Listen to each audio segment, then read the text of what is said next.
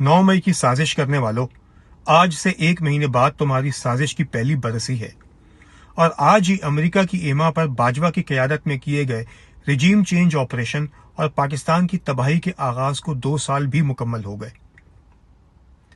تم لوگوں نے رمضان کا بھی لحاظ نہ کیا اور ناحق قید عالیہ حمزہ اور صنم جاوید کو سرگودھا جیل بھجوا دیا، جہاں پہ انہیں پینے کو نمکین پانی، افطار میں ایک کھجور اور ایک سموسہ دیتے ہو، اور رہنے کے لیے تمہارے وجود کی طرح بدبودار سیل۔ اپنی مجرمانہ مریضانہ ذہنیت کی تسکین کے لیے اس ملک کے سب سے محبوب لیڈر عمران خان اور اس کی بیوی کو جعلی کیسز سے عید پہ رہائی نہ ملے، اس کے لیے تم نے اپنے ٹاؤٹ ججوں اور اپنے ٹاؤٹ وکیلوں کا بھی سر عام تماشا بنوایا۔ حیوانیت میں یہاں تک چلے گئے کہ بشرا بی بی کو ناحق قید کر دیا اور کھانے میں زہر تک ملا ڈالا۔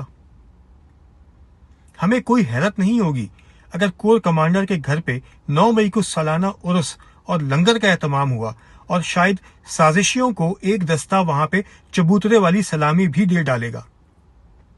لیکن اگر دماغ کا استعمال کرو، اگر اپنی انا اور گھمنڈ کے خول سے نکلو، تو تمہیں پتہ چلے کہ پاکستانی عوام جان چکی کہ یہ تمہارا ہی رچایا ہوا ڈرامہ تھا۔ سب دیکھ رہے ہیں کہ بادشاہ ننگا ہے، بس تمہیں نگاہیں نیچے کرنے کی ضرورت ہے تاکہ تمہیں اپنا تعفن اٹھتا بدنما ننگا بدن نظر آئے۔ اس قوم سے اگلی کئی دہائیوں تک اپنے لیے نفرت سمیٹ کے، ملک کی بقا اور سالمیت کو داؤ پہ لگا کے، قانون اور آئین کا خون کر کے تم نے اپنے لیے بہت گھاٹے کا سودا کیا۔